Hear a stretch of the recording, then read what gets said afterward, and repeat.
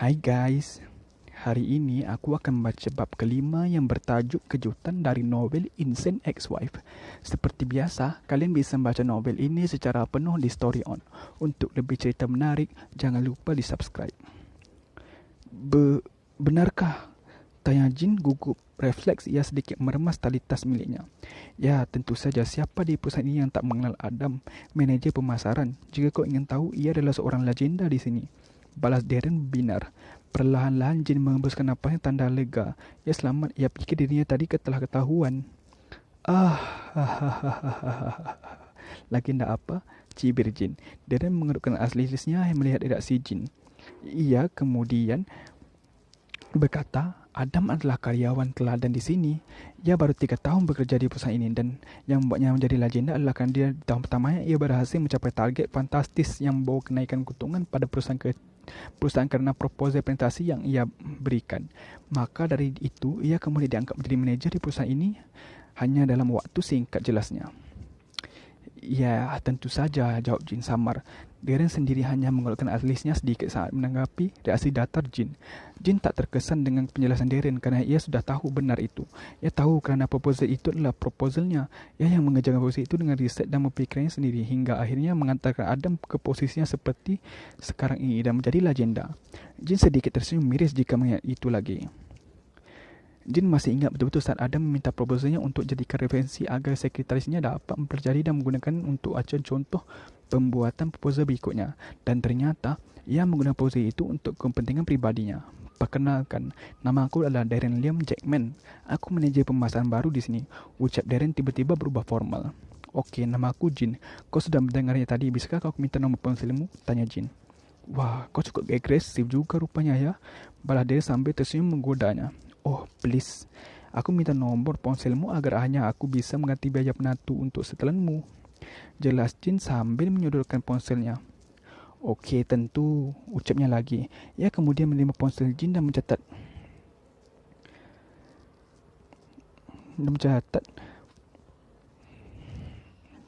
nomornya sendiri ke dalamnya. Setelahnya, Darren melakukan panggilan dengan ponsel Jin hingga nomor Jin tertera di ponsel. Kemudian, sekali lagi aku ucapkan terima kasih untuk bantuanmu. Bolehkah aku minta sedikit bantuan lagi? Tanya Jin kemudian. Tentu, tak masalah, jawab Darren. Aku rasa aku masih membutuhkan jasmu sampai ke tempat di mana aku memarkirkan mobilku. Darren tersenyum dan mengangguk. Ia mengerti Jin tak akan mungkin berjalan dengan pakaian basah yang tampak jelas memperlihatkan silhuet lekuk indah dari kedua bukit kembarnya kerana ia telah mengamati sendirinya tadi. Darren akhirnya mengerti Jin hingga sampai ke tempat di mana ia memarkir kenderaannya itu. Ia menunggu Jin masuk ke dalam mobilnya hingga wanita kembali menyerahkan jasnya. Ada satu pertanyaan yang belum sempat aku lanjutkan tadi ketika menyapamu, ucap Darren di balik pintu mobil Jin yang terbuka. Apa itu? Darren sedikit membungkuk di sisi pintu mengemudi dan berkata lagi, maukah kau bekerja di sini dan menjadi sekretarisku? Tanyanya. Jin sedikit terkejut dengan penawaran yang tiba-tiba Darren berikan. Hanya butuh waktu beberapa detik saja untuk akhirnya tersenyum dan menggeleng. Tidak, tapi terima kasih, ucapnya kemudian. Kenapa? Apa kau sudah bekerja di tempat lain? Tanya lagi. Ya, dan selain itu, aku tak memiliki pendidikan formal untuk menjadi seorang sekretaris sebelumnya. Apa jurusan yang kau ambil sebelumnya? Tanya lagi. Aku mengambil jurusan ekonomi, jawab Jin. Apakah yang kau tak tertarik? Aku bisa mengatur itu. Lagi pula, aku juga membutuhkan seorang yang mampu dalam menganalisis risiko keuangan, menganalisis data, peneliti ekonomi, menganalisis investasi, maupun peran sektor publik. Ya, semacam itulah. Aku yakin kau pasti mampu. Bagaimana? Tawarnya lagi. Maaf. Jin menggeleng sambil tersenyum masam. Serius, kau sedikit aneh, Tuan. Kerana kau begitu saja menawari pekerjaan pada orang asing yang random yang kau temui tanpa sengaja. Apa itu semacam kebiasaanmu atau apa? Tanya Jin sedikit takjub. Darren tergelak. Hei, aku hanya berbaik hati menawarimu sesuatu yang bagus, bukan? Dan aku melakukannya kerana aku tertarik padamu, jawabnya tanpa malu-malu. Jin tersenyum dan memutar kedua bola matanya. Oh, please. Apa ini adalah semacam cara baru untuk meraih seorang wanita yang baru saja kamu temui? Tanya seolah tak percaya. Mungkin. Darren mengangkat kedua bahunya dengan santai. Oh, ya ampun, kau adalah tuan perayu, komentar Jin. Darren tergelak mendengar sebutan yang dilontarkan Jin banyak. Well, okey, baiklah, walau sangat disayangkan kau menolak tawaranku, tapi setidaknya aku sudah memiliki nomormu, ucap Darren sambil tersenyum singkat. Kalau begitu, aku akan menghubungimu untuk biaya ini, jelasnya sambil mengangkat jasnya. Tentu, balas Jin.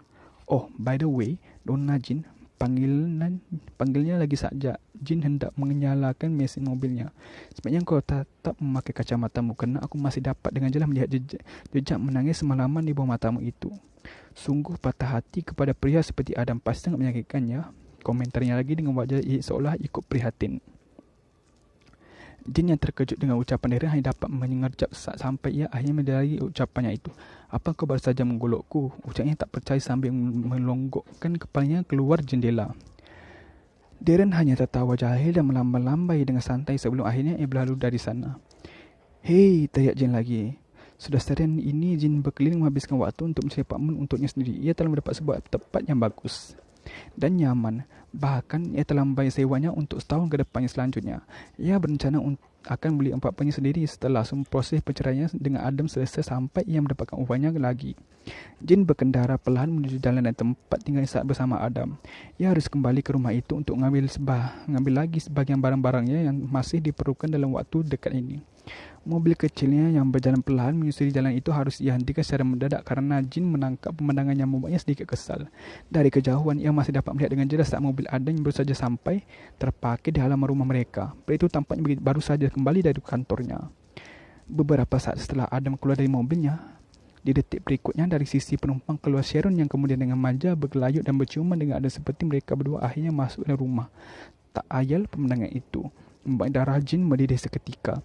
Ia mencengkram erat kemudi mobilnya kuat-kuat. Ia sungguh tak menduga bahawa Adam akan membawa wanita itu ke dalam rumah mereka hanya dalam waktu sehari setelah ia pergi dari sana.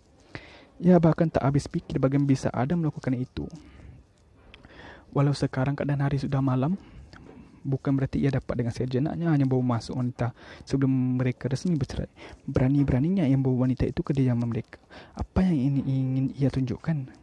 Apakah ia ingin semua orang tahu bahawa dirinya bukan lagi nyonya di rumah sana? Kau sungguh keterlaluan, Adam. Beraninya engkau. Geramnya. Kau lihat saja nanti apa yang bisa aku lakukan untukmu. Benaknya dipenuhi oleh rencana-rencana liar yang terbentuk secara impulsif kadang berespon lagi dua ke sakit hatinya yang masih begitu berdarah dan belum mengering.